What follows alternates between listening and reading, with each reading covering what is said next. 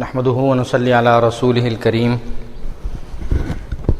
اما بعد فاعوذ بالله من الشيطان الرجيم بسم الله الرحمن الرحيم۔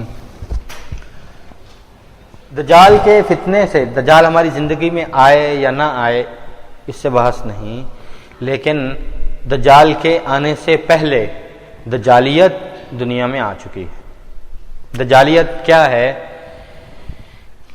سب سے بڑا نقصان کہ ایمان اور ایمان کی قدر ختم کر کے مادیت کو فروغ دیا جائے کہ ہر چیز پیسے سے آتی ہے،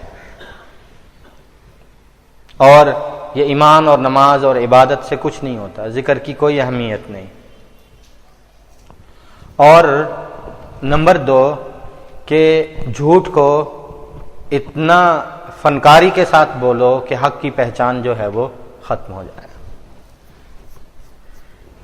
یہ ازل سے کافروں کے پاس ایسی طاقت رہی ہے، افواہیں پھیلانا اور جھوٹ کو اتنی فنکاری سے بولنا، اتنی کثرت سے بولنا کہ لوگ اس کو حق اور سچ سمجھ لیں، اور اپنے مقصد کی بات کو اتنا پھیلانا کہ وہ لوگوں کے احساس تک، لوگوں کے شعور میں داخل ہو جائے۔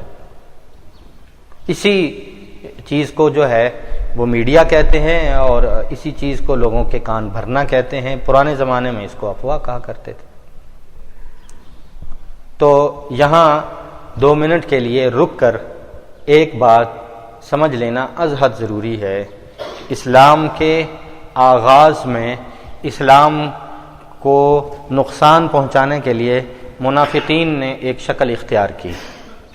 یہ رسول اقدس صلی اللہ علیہ وسلم کی مبارک زندگی میں رسالت موجود ہے، نبوت موجود ہے، وحی کا سلسلہ قائم ہے۔ منافقین نے کہا کہ ہم نے یہ طرز اسلام کی نشر و اشاعت کو ختم کرنا۔ کیا طریقہ اختیار کیا؟ افواہیں پھیلا دو، جو آج کے میڈیا کا کام ہے۔ جھوٹی بات کو اتنا پھیلا دو کہ لوگ اس کو سچ سمجھ لیں۔ وحی کا سلسلہ قائم تھا، وحی آ گئی، لَإِن لَّمْ يَنْتَهِ الْمُنَافِقُونَ وَالَّذِينَ فِي قُلُوبِهِم مَّرَضٌ والمرجفون فی المدینہ۔ مدینہ میں یہ لوگ جو افواہیں پھیلا رہے ہیں، ان کو کہہ دیں کہ اگر یہ باز نہ آئے لنغرینک بہم ثم لا یجاورونک فیہا الا قلیلا، ہم ان کو مدینہ کی بستی میں رہنے نہیں دیں گے۔ اللہ کی طرف سے حکم آیا۔ پھر یہ حکم آیا کہ آج کے بعد اگر کوئی منافق افواہیں پھیلائے گا، جھوٹی بات پھیلائے گا، آپ ان کو کہہ دیجئے کہ ہم جہاں تمہیں، آپ ان کو جہاں پائیں قتلوا تقتیلا، ان کو پکڑ کر قتل کر دو۔ جب رسول اقدس صلی اللہ علیہ وسلم نے یہ آیت تلاوت کی، یہ ہوا، تو منافقین اس بات سے رک گئے۔ مرجفون کا معنی افواہ پھیلانا، جھوٹی خبریں پھیلانا۔ پھر یہ ہوا کہ حضرت عمر رضی اللہ عنہ کے دور میں ایسا گروہ آیا۔ خود نبی کریم صلی اللہ علیہ وسلم کے زمانے میں جیسا عرض کیا، صلح حدیبیہ جو ہے یہ افواہ کے نتیجے میں پیش آئی۔ حضرت عثمان رضی اللہ تعالیٰ عنہ کی شہادت کی خبر جھوٹی پھیلا دی، تو اللہ تبارک و تعالیٰ نے کہا کہ یہ صوت الشیطان ہے، یہ شیطان وسوسے ڈالتا ہے۔ بدر میں ایک انسان کی شکل میں آ گیا اور افواہیں پھیلائیں، یہ ہو جائے گا، وہ ہو جائے گا۔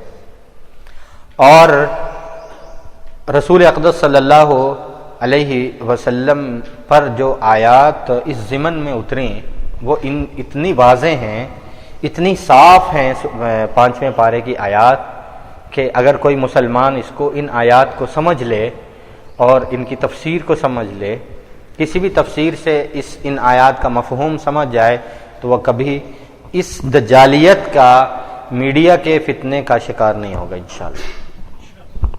اللہ ارشاد فرماتے ہیں کہ بیت طائفۃ، یہ ایک گروہ ہے جو رات کو بیٹھ کے مشورہ کرتا ہے۔ فَإِذَا جَاءَ أَمْرٌ مِّنَ الْأَمْنِ أَوِ الْخَوْفِ، معاملہ امن کا ہو یا معاملہ خوف کا ہو، ان کا کام ہے خبر کو پھیلانا اور نشر کرنا۔ امن کی بات ہے تو یہ اپنا مقصد نکالیں گے، اور اگر خوف کی بات ہے، کہیں کوئی واقعہ اور حادثہ ہے، تو بھی یہ اس حادثے کے اندر سے اپنی خبر اور اپنی بات نکالیں گے۔ فَإِذَا جَاءَ أَمْرٌ مِّنَ الْأَمْنِ أَوِ الْخَوْفِ، بات معاملہ خوف کا ہو یا امن کا ہو، اذاعوا بھی، ان کا کام ہے اس کو پھیلا دینا اور نشر کر دینا۔ اس کو کیا کہتے ہیں؟ عربی کا لفظ اللہ نے کیا استعمال فرمایا؟ اذاعوا بھی۔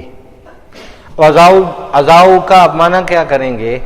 عربی کی آپ ڈکشنری لیں، اذاعوا کو دیکھ لیں، اذاعوا الاذاعات سے ہے، اذاعات، الاذاعہ الاذاعات، اذاعات کا معنی ہے نشریات، اذاعہ کا معنی ہے نیٹ ورک، الاذاعہ کا معنی ہے ٹی وی چینل، سیدھا سیدھا معنی۔ اب الاذاعہ دیکھ لیں، مصر میں الاذاعات جو ہے وہ نشریات کو کہتے ہیں، ریڈیو کو مذاعات کہتے ہیں، ریڈیو خبرنامے کو اذاعہ بولتے ہیں، اور الاذاعات کا معنی ہے دنیا کا جدید نشریاتی سسٹم۔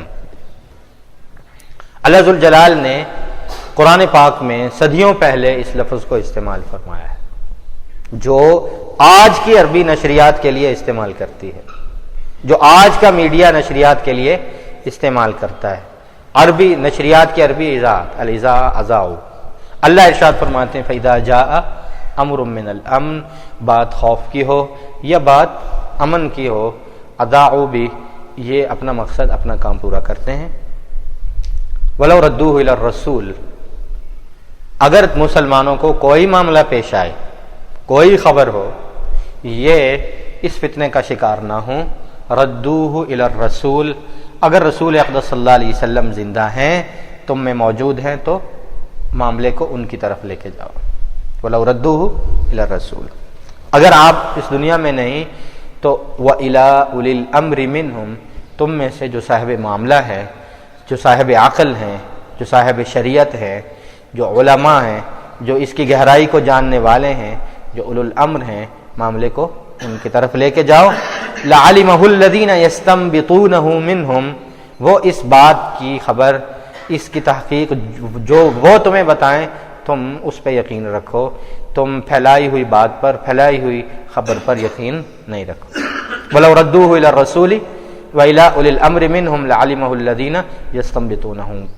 اور یہ اللہ کا تم پر فضل ہے اور اللہ کی تم پر رحمت ہے کہ اللہ تمہیں ایسا حکم دے رہے ہیں، ورنہ اگر تم ان خبروں کے پیچھے چلے جاؤ تو یہ تمہیں شیطان کی اتباع تک پہنچا کے رہیں گے۔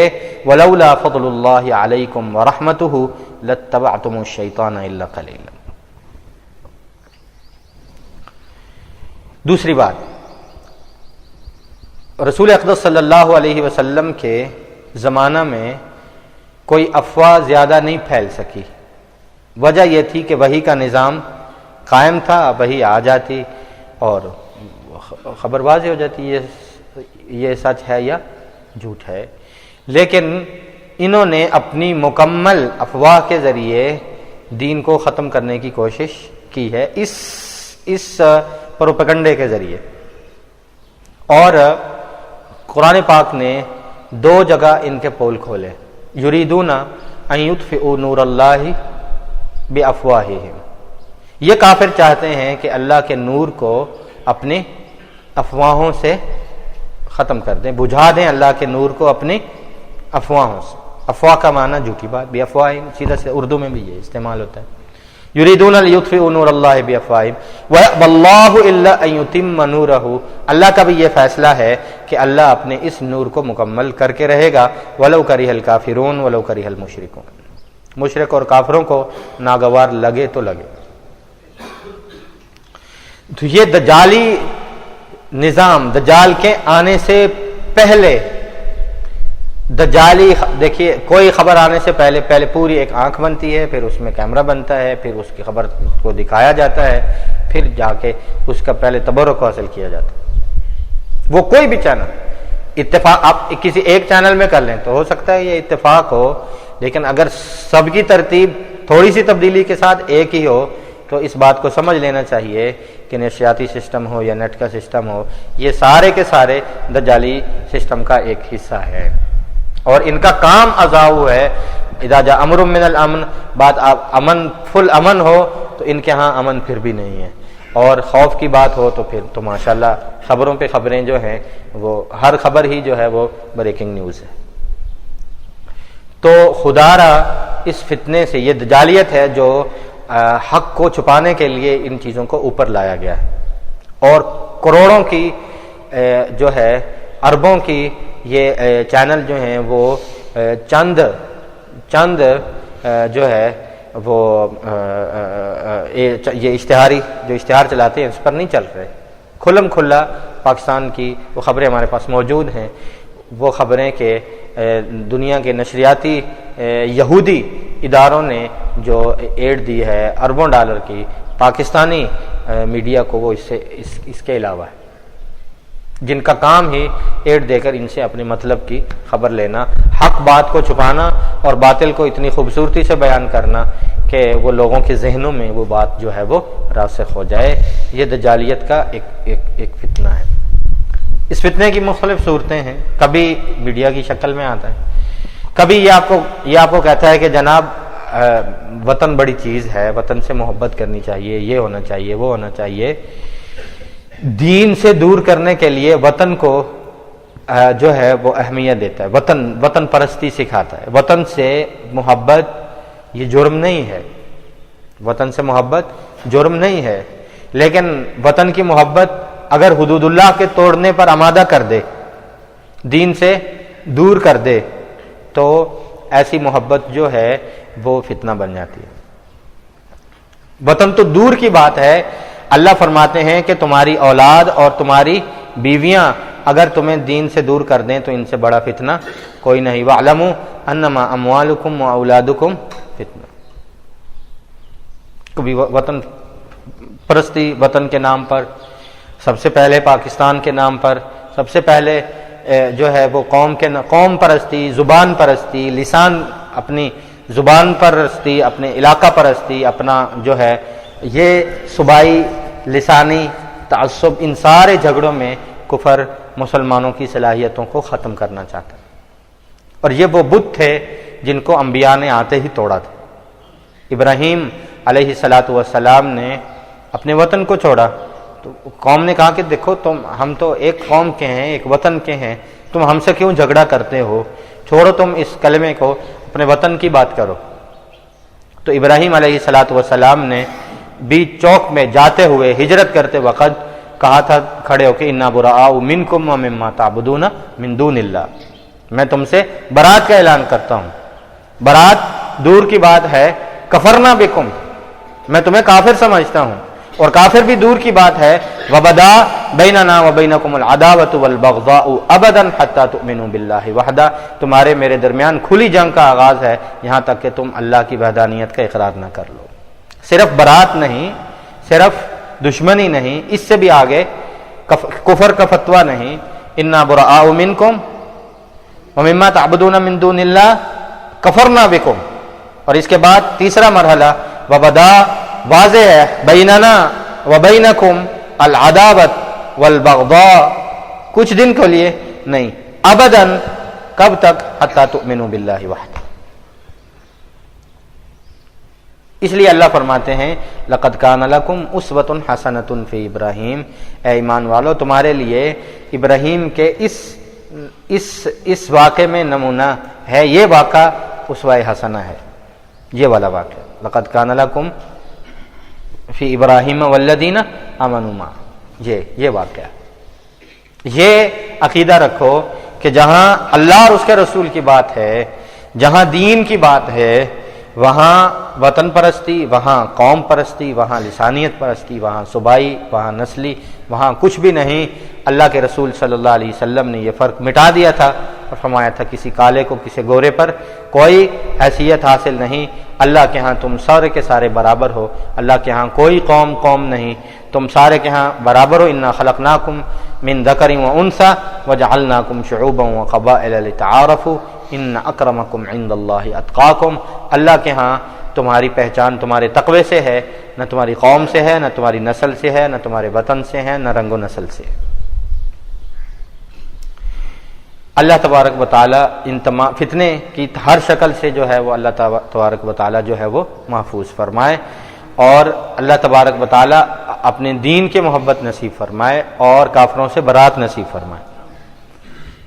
یہ فتنے کی مختلف شکلیں ہیں جو دجال کے آنے سے پہلے دجالیت پھیلا رہی ہیں۔ وہ دجال کے رستے کو ہموار کرنے کے لیے، لوگوں کو کے ذہنوں کو وہاں تک پہنچانے کے لیے۔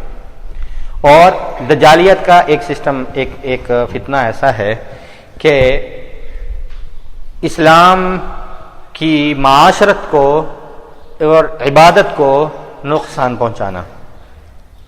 اسلام کو جو بالترتیب زوال آیا ہے وہ اسی ترتیب کے ساتھ سب سے پہلے اللہ تبارک و تعالیٰ نے دنیا میں نبی کریم صلی اللہ علیہ وسلم کے ذریعے سے نبوت، رسالت اور یہ آئی اور ایک دینی ریاست کا قیام ہوا۔ مدینہ ایک ریاست بنا، ایک خلافت بنا، خلافت راشدہ قائم ہوئی، اور اوپر کی سطح پر اسلام جو ہے وہ پوری دنیا میں غالب بھی آیا، اسلام جو ہے غالب بھی ہوا، نافذ بھی ہوا، اور ایک اتھارٹی قائم ہوئی اسلام کی۔ حضرت ابوبکر و عمر، حضرت عثمان و علی رضی اللہ عنہم کے دور میں اسلام ریاستی شکل میں مضبوط نظر آیا، دنیا میں نافذ نظر آیا۔ یہ اسلام کے عروج کا زمانہ تھا جس میں مسلمانوں کی سیاست خلافت کی شکل میں باقی تھی، مسلمانوں کے پاس معیشت اپنی تھی، معاشرت اپنی تھی، اور عبادت قائم تھی۔ تو اس کی مثال ہے ایسے جیسے ایک ڈول ہوتا ہے، پانی والا ڈول، اس میں پانی بھرا جائے، سب سے پہلے خلافت اور ریاست کو بھرا جائے، پھر معیشت مضبوط ہوئی، مسلمانوں کی معاشرت مضبوط تھی، مسلمانوں کے عقائد اور جو عبادات تھیں وہ محفوظ تھی۔ اب سب سے پہلے کیا ہے، بھرا کیا گیا؟ سب سے پہلے خلافت اور ریاست کو، پھر معیشت کو، پھر معاشرت کو، پھر مسلمان، یہاں تک رہے۔ اب یہ ایک بالٹی ہے، اس کے پیندے میں سوراخ ہوا، مسلمانوں کا زوال کا جو ہے وہ آغاز ہوا۔ اس کی نچلی سطح پر جو نیچے پیندہ ہوتا ہے اس میں سوراخ ہوا، تو سب سے پہلے ہماری کیا چیز گئی؟ نیچے کیا تھا؟ سب سے پہلے مسلمانوں سے مسلمانوں کی خلافت ختم چھن گئی، اوپر کی سطح پر ریاست کا خاتمہ ہو گیا، اس کی جگہ ظلم آ گیا، دہشت آ گئی، بادشاہیاں آ گئیں، نظام سارا ختم ہو گیا، شرازہ بکھر گیا۔ لیکن اس کے باوجود مسلمان چلتے رہے، ایک زمانہ گزرا، اچھے لوگ تھے، حیا تھی، دین سے نسبت تھی، دین سے محبت تھی، علماء تھے، فقہا تھے، جو ہے وہ نظام چلتا رہا۔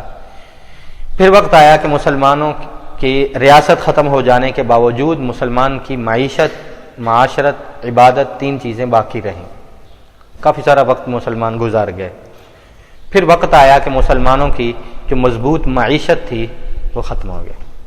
ایک زمانہ تھا کہ دنیا بھر کی منڈیوں کا ریٹ بغداد سے نکلا کرتا تھا، مسلمان کیا تجارت کر رہے ہیں دنیا میں اس کی اہمیت ہوتی، جو ہے معیشت جو ہے وہ ختم ہو گئی، کنٹرول معیشت کا کفر کے ہاتھ میں چلا گیا، مسلمان معاشی طور پر کمزور سے کمزور ہوتا چلا۔ لیکن اس کے باوجود مسلمان میں ایمان، حیا، دینداری باقی تھی، کچھ عرصہ پھر بھی گزار گیا۔ کیوں؟ تو اس کے پاس عبادت بھی تھی اور معاشرت جو تھی وہ اپنی تھی۔ پھر کفر نے یہ وار کیا کہ مسلمان سے مسلمان کی معاشرت چھین لی، مسلمان اپنے معاشرتی اقدار کو بھول گیا، اس نے کفر کی نقالی شروع کی، سر سے لے کر پاؤں تک۔ اب ایک چلتے پھرتے انسانوں میں آپ فرق نہیں کر سکتے کہ کون عیسائی ہے، کون یہودی ہے، کون مسلمان۔ اس کا لباس بدلا، اس کی شکل و صورت بدلی، اس کے تہوار بدل گئے، اس کے انداز بدل گئے، اس کے اطوار بدل گئے، اس کی خوشی اور غمی جو ہے وہ بدل گئی۔ اس نے وہ خوشی منانی ہے جو کافر منا رہا ہے، اس کی معاشرت جو ہے اس سے ختم ہو گئی۔ اگر کافر نے بسنت منائی ہے تو اس نے کہا آمین، میں بھی مناؤں گا۔ اس نے یہ ویلنٹائن ڈے منایا تو اس نے بھی منایا، اس نے کوئی دن منایا تو اس نے بھی منایا، یہاں تک کہ مسلمانوں کی ذاتیہ، اس کی شکل و صورت کیا ہے، جو کافر کی ہے وہی اس کی ہے۔ اگر اس نے پھٹی ہوئی پینٹ پہنی ہے تو اس نے بھی پھٹی ہوئی پینٹ پہنی ہے، کیونکہ یہ جی ایک نیا رواج آ گیا ہے۔ دیکھا اپنے پھٹی ہوئی پینٹ نہیں ملتی ہے اور وہ جو ہے گھٹنوں سے پھٹی ہوئی ہوتی ہے، اس لیے کہ کافر کو یہ پسند ہے تو ہمارے نوجوان کو بھی یہی پسند ہے۔ جو بال کسی اداکار نے رکھے ہیں وہ ایک مسلمان نوجوان رکھنا پسند کرتا ہے۔ صحابہ کے نام، اصحاب بدر کے نام اس کو یاد نہیں، اور دنیا کی سب کرکٹ ٹیموں کے جو ہے وہ کھلاڑیوں کے نام سارے یاد ہیں۔ بدر میں کون شہید ہوا، حضور علیہ السلام کی سیرت کیا ہے، صحابہ کے کارنامے کیا ہیں، صحابہ میں جرنیل کون ہیں اس کو کوئی پتہ نہیں، اور اس کو کھلاڑیوں کو سب پتہ ہے، اوپننگ کون کرتا ہے اور جو ہے ون ڈاؤن کون آتا ہے، یہ ساری اپنا ہی نہیں دوسری ٹیموں کا بھی پتہ ہے کہ اب فلاں آئے گا، اب یہ ہوگا، اب وہ ہوگا۔ اور ازواج مطہرات کا علم نہیں، رسول اقدس صلی اللہ علیہ وسلم کے حرم کون ہیں، حضور کے ازواج کون ہیں، حضور کی بیویاں کیا ہیں، حضور کی اولاد کیا ہے، مسلمانوں کی تاریخ کیا ہے، اس کو کوئی پتہ نہیں۔ فلموں کے ناموں کا پتہ ہے، اداکاروں کا پتہ ہے، اداکاراؤں کا پتہ ہے، کون کس نمبر پہ جا رہی، سب پتہ ہے، لیکن نہیں پتہ تو اپنی اس معاشرت کا نہیں پتہ، اپنی روایات کا نہیں پتہ، رسول اقدس صلی اللہ علیہ وسلم کی سیرت کا نہیں پتہ، حضور کے گھرانے کا پتہ نہیں، وہ چیزیں جو اس کے ذمے محبت نے فرض کر دی تھی رسول اللہ صلی اللہ علیہ وسلم کی اتباع کے ضمن میں، وہ چیزیں اس سے ختم ہو گئی۔ لباس بھی ختم ہو گیا، معاشرت ختم ہو گئی، السلام علیکم کی آواز جو ہے وہ ختم ہو گئی۔ اب گزرتے ہوئے اس نے بھی کہا ہیلو ہائی، اس نے بھی کہا کہ ہیلو ہے، اس نے گڈ مارننگ کہا، گڈ نائٹ کہا، تو اس نے کہا کہ یہ اس سے بہترین لفظ تو ہے ہی نہیں کوئی۔ عرب انعم و صباحن کہا کرتے تھے، تو ایک صحابی سے رسول اقدس صلی اللہ علیہ وسلم نے سنا تو ناراض ہوئے کہ اسلام کے آنے کے بعد بھی کفر کے الفاظ استعمال کر رہے ہو، السلام علیکم ورحمۃ اللہ وبرکاتہ کہا کرو، انعم اللہ صباحن چھوڑ دو، جو کہ جس کا سیدھا سیدھا ترجمہ گڈ مارننگ، اللہ تمہاری صبح جو ہے اچھی کرے، انعم اللہ صباح۔ عرب اس کو استعمال کرتے تھے، صحابہ نے اس کو چھوڑا اور رسول اقدس صلی اللہ علیہ وسلم نے اس کو چھڑوایا۔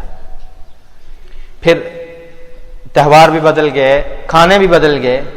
اب مسلمانوں کے ہاں جو غذائیں تھیں، جس میں اللہ نے برکت رکھی تھی، ان میں طاقت رکھی تھی، وہ جراثیم کے نام پر چھڑوا دی گئیں، اور اس کی جگہ منرل واٹر، اس کی جگہ برگر، اس کی جگہ پیزا، اس کی جگہ فلاں ایسی چیزیں جن میں مسلمان نوجوانوں کو طاقت کے لیے ان کے بدن میں کوئی چیز جزو بدن نہیں بنتی۔ معاشرت ختم ہوتی ہوتی ہوتی اب کوئی بھی چیز مسلمانوں کی اقدار میں مسلمانوں کے پاس محفوظ نہیں الا قلیل۔ پھر اب اس وقت میں یہ وقت آ گیا ہے کہ خلافت و ریاست، معیشت اور معاشرت کے بعد اب کفر حملہ کر رہا ہے تیسری چیز پر، جو ایک ہی چیز مسلمانوں کے پاس باقی ہے، وہ عبادت، وہ عقائد، وہ اللہ اور اس کے رسول کی محبت، جس کے سہارے مسلمان چل رہا تھا، جی رہا تھا۔ کسی بات سے اس کو دل پہ کوئی چوٹ لگ جاتی تھی، اس کی زندگی سنور جاتی تھی اللہ اور اس کے رسول کے نام پر، اس کے عقائد ٹھیک تھے، اس کی سنت ختم ہو کے اس کی جگہ بدعت آ گئی جو ہے، اور رسول اقدس صلی اللہ علیہ وسلم کی محبت کو ختم کیا جا رہا ہے۔ یہ کافر اپنا آخری بار کر رہا ہے۔ تو قبل اس سے کہ ہمارے پاس یہ آخری چیز بھی چھن جائے، ہمیں ضرورت اس بات کی ہے کہ مسلمان اتفاق و اتحاد کے ساتھ اسی اپنے عظمت رفتہ کو بحال کرنے کے لیے، دجالیت کا سامنا کرنے کے لیے، اس کو توڑ کرنے کے لیے رسول اقدس صلی اللہ علیہ وسلم کی زندگی کو، آپ کی سیرت کو اپنانا ہوگا۔ مسلمان اجتماعی قوت بنیں گے تو مسلمانوں کی عبادت، معاشرت، معیشت اور ریاست و خلافت جو ہے وہ باقی رہے گی، ورنہ مسلمان جو آج نام کا مسلمان ہے، یہ اس کا نام بھی ختم ہو جائے گا۔ یہ ضرورت اس بات کی ہے۔ یہ دجالیت ہے کہ دجال کے آنے سے پہلے اتنا راستہ صاف کر دو کہ دجال کو جو ہے وہ بہت محنت کرنے کی ضرورت نہ پڑے، جہاں سے گزرتا جائے لوگوں کے ایمان کے سودے کرتا جائے۔ رسول اقدس صلی اللہ علیہ وسلم نے ارشاد فرمایا، دجال جس جگہ سے گزرے گا فتنہ پھیلاتا جائے گا، اور دجال کے حامیوں میں سے اسلام میں سب سے بڑی تعداد عورتوں کی ہے۔ رسول اقدس صلی اللہ علیہ وسلم نے فرمایا، جو مومن ہوگا، جو مسلمان ہوگا، وہ اپنے گھر کی عورتوں کو، اپنی بچیوں کو، اپنی بہنوں کو، عمہ، اپنی پھپھو کو، اپنے گھر کی خواتین کو باندھ کے رکھے گا، اس ڈر سے کہ یہ دجال کی صفوں میں شامل نہ ہو جائیں، کمزور ایمان ہونے کی وجہ سے، ظاہر پر یقین رکھنے کی وجہ سے، فائدے والی چیز کو جلدی قبول کر لینے کی وجہ سے، ناقص العقل ہونے کی وجہ سے، فتنے میں جلد شکار ہو جانے کی وجہ سے۔